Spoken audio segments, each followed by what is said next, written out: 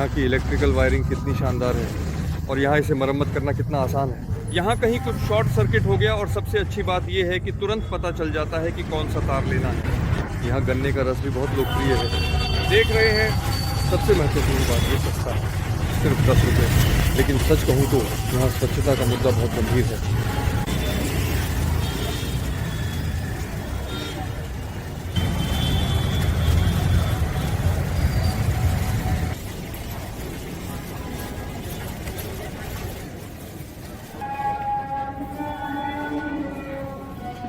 ये कहना ज़रूरी है कि हैदराबाद की वास्तु विरासत का बड़ा हिस्सा, जो कि तेलंगाना राज्य की राजधानी है, वास्तव में मुस्लिम काल से संबंधित है। वैसे इस शहर में मुसलमानों की संख्या भी बहुत है, लगभग 50%। तो ये 15वीं सदी की मस्जिद है और मस्जिद खुद दूसरे मंजिल पर है, तो आप वहाँ चढ़ सकते हैं और ये सब देख सकते हैं। जो लोग चाहें वे नाश्ता कर सकते हैं, लेकिन अगर मैं आपकी जगह होता तो जोखिम नहीं उठाता। और यहाँ एक महिला बाल बेच रही है। वैसे ये असली बाल हैं, कोई चीनी नकली चीज़ नहीं। तो वे खुद ही ये बाल बेचते हैं, खुद ही काटते हैं। शानदार सेकंड हैंड बाल, शायद ये थर्ड हैंड है, यानी तीसरी हाथ की चीज़ें। यहाँ पास में हर तरह की नकली सोने की चीज़ें हैं। यहाँ इस तरह की हर चीज़ बेची जा रही है। और यहाँ बच्चों के लिए अलग अलग प्रकार की स्वादिष्ट और ताज़ा आइसक्रीम के कई विकल्प बेची जा रही है। 100 रुपये की चश्मे की आपको ज़रूरत नहीं है। 100 रुपये लगभग $1 और 10 सेंट के बराबर हैं। वहाँ डॉलर का मूल्य बाजी रुपये है। क्या खूबसूरत इमारत है। ऐसी चारमीनार वाली छोटी बैग्स भी 100 रुपये में, यानी $1 और 10 सेंट में मिलती है। तो तुम्हें लगभग बोलना चाहिए, तुम इसे प्राप्त कर चुकी हो। तो वहाँ ऊपर चढ़ना संभव है, सबसे ऊपर, लेकिन इसके लिए 300 रुपये देने होंगे। मेरे पास ठीक 300 रुपये नहीं है, क्योंकि मैं आज ही उड़ान भर रहा हूँ। मेरे पास आज फिर से रोमोज स्टूडियो में एक विज़िट है, जैसा कि मैंने पहले कहा था। फिर मैं उड़ान भर रहा हूँ, तो मैं इन सभी चीज़ों के लिए पर्याप्त पैसे नहीं बचा पाया। तो मैं यह भी मानता हूँ कि स्थानीय भारतीय वहाँ बिना किसी शुल्क के जाते हैं, लेकिन पर्यटकों से तुरंत कोई कागज़ निकालते हैं और उस कागज़ पर लिखा होता है कि तुम्हें उन्हें 300 रुपये देने हैं। किसके लिए ये मुझे नहीं पता। नहीं, हम नहीं जाएंगे।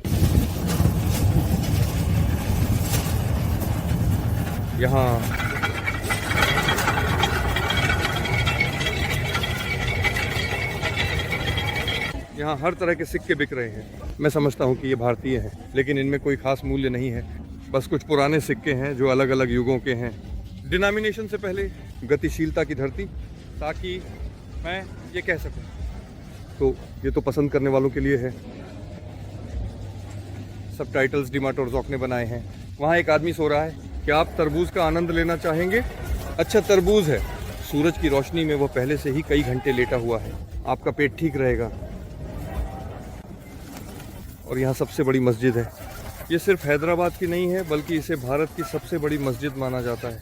तो ये ऊंचाई में नहीं, बल्कि प्रार्थना कक्ष के आकार में है। अब हम अंदर जाएंगे, देखेंगे। यहाँ जूते छोड़ने की परंपरा है। ऐसी ढेरों में लोग जूते रखते हैं और एक आदमी उनकी देखरेख कर रहा है। यहाँ लिखा है अपने जूते उतारें। तो मूल रूप से ये समझ में आता है कि मस्जिद में हमेशा जूते उतारे जाते हैं। ये मस्जिद का प्रवेश द्वार है और वहाँ खुद मस्जिद है। यहाँ लगता है कुछ स्थानीय संतों की कब्रें हैं। लगता है कि तो यहाँ कोई मुझे हाथ हिलाकर बता रहा है कि यहाँ फिल्माना मना है। बस मैं अभी ख़त्म कर रहा हूँ। तो मैं अब मस्जिद के अंदर आ गया हूँ। तो मैं आपको क्या कहूँ, यह बेशक बड़ी है, लेकिन ये कहना कि यह भारत की सबसे बड़ी है, मैं शायद नहीं कह पाऊँगा। सब कुछ काफ़ी साधारण सा है।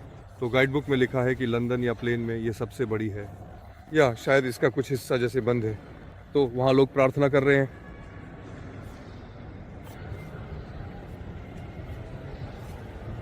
नहीं, तो यह स्पष्ट है कि इसे काहिरा या इस्तांबुल की विशाल मस्जिदों से नहीं जोड़ा जा सकता, यहाँ तक कि करीब भी नहीं। लेकिन शायद स्थानीय मानकों के अनुसार इसे वास्तव में कुछ बड़ा और अद्वितीय माना जाता है। लेकिन मुझ पर इसका कोई खास प्रभाव नहीं पड़ा। लेकिन बड़े पैमाने पर वास्तव में यह महत्वपूर्ण नहीं है कि मस्जिद कैसी दिखती है। ये सबसे पहले एक सवाल है कि लोग यहाँ प्रार्थना करने आते हैं, और प्रार्थना वास्तव में कहीं भी की जा सकती है। ये कोई कि मस्जिद बड़ी है या छोटी, जैसे कि चर्च या सिनेगॉग।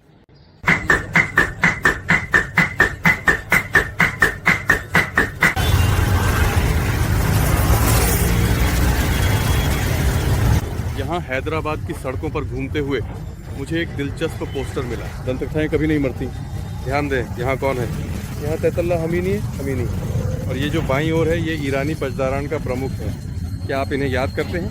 मसीह पजदारान यही है, इस्लामी क्रांति के रक्षक। संक्षेप में ऐसा लगता है ये सब भारत में क्या कर रहा है। और वहाँ पास में एक शिया ईरानी मस्जिद है, आप देखिए वहाँ शिया मस्जिद है। यहाँ ऐसा ही मामला है।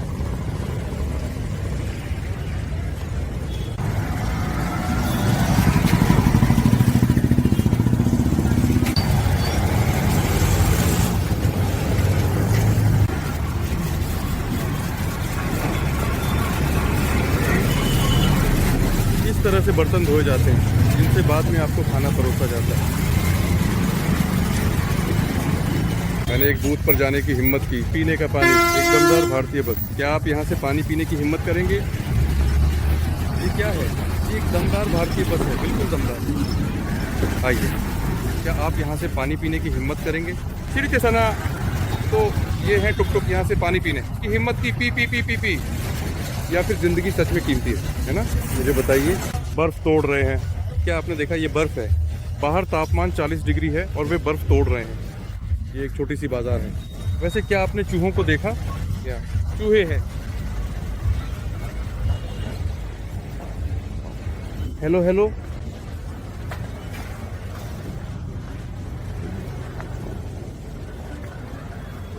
हाँ, ये तो पूरी तरह से बकवास है।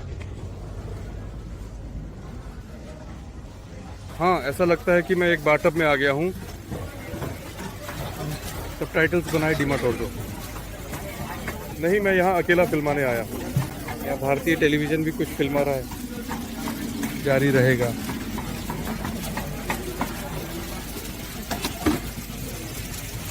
हाँ, ये तो सच में पूरी बकवास है।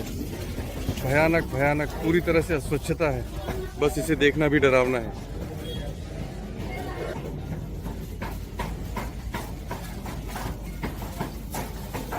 देखिए यहाँ कितने शानदार चूहे हैं। देखिए यहाँ मक्खियाँ हैं, चूहे हैं, वे सब ये खा रहे हैं। ओह देखिए यहाँ कितने शानदार चूहे हैं। ओह कृपया।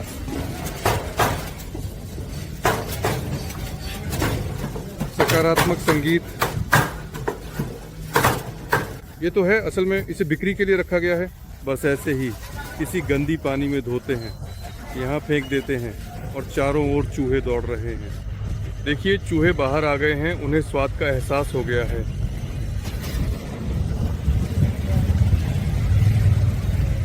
सबटाइटल्स बनाए के डिमाटोर्जो।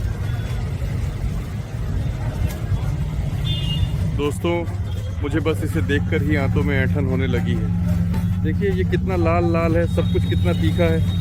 बस ऐसे ही हाथों से सब कुछ उठाते हैं, हाथों से फेंकते हैं। हाथ धोते हैं या नहीं ये तो बिल्कुल समझ में नहीं आता। ये वैसे चूहे एक भाग ले रहे हैं, करने के लिए जारी।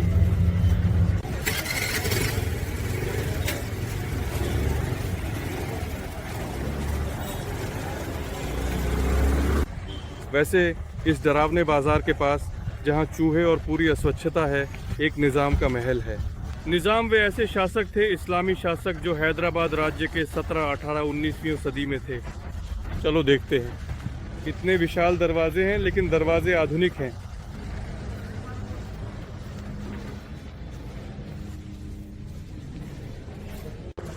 तो वहाँ महल दिखाई दे रहा है, यहाँ हमेशा उनकी जांच होती है। तो ये है खुद महल जो वहाँ थोड़ी दूर से दिखाई दे रहा है। यहाँ पीछे से मुझे चिल्ला रहे हैं टिकट टिकट टिकट। चलो देखते हैं टिकट के बारे में क्या है। मुझे लगता है कि यहाँ पर्यटकों के लिए टिकटों की स्थिति बहुत ख़राब है। तो यहाँ टिकट बेचे जा रहे हैं और यहाँ कीमतें हैं।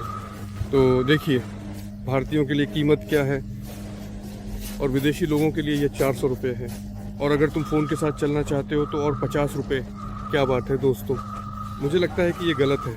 तो ऐसा लगता है कि इससे कोई फ़र्क नहीं पड़ता, लेकिन 400 रुपये इतना भी ज़्यादा नहीं है। ये लगभग $60 है उदाहरण के लिए, लेकिन भारतीयों के लिए ये 4 गुना सस्ता क्यों है? और आमतौर पर ये 25 गुना सस्ता होता है। वैसे ध्यान दें कि यहाँ मुस्लिम महिलाएं नकाब में घूम रही हैं। ऐसा लगता है जैसे ये सऊदी अरब या यमन या कुछ ऐसा ही है। तो यहाँ लोग बहुत बहुत धार्मिक हैं, इसलिए यहाँ सभी मुसलमान महिलाएं नकाब में घूम रही थी। ये आश्चर्यजनक है। पशु कला सक्रियता, सब टाइटल्स डिमाटोरजॉक ने बनाए हैं। क्या आप जानते हैं ये क्या बिक रहा है? ये अंगूर है और इसकी कीमत 80 रुपये प्रति किलो है, तो लगभग $1 प्रति किलो। तो मैं ये नहीं कह सकता कि ये बहुत सस्ता है। मैंने उम्मीद की थी कि ये सस्ता होगा, और ऐसी दुकानें सड़क के पास सस्ती होनी चाहिए।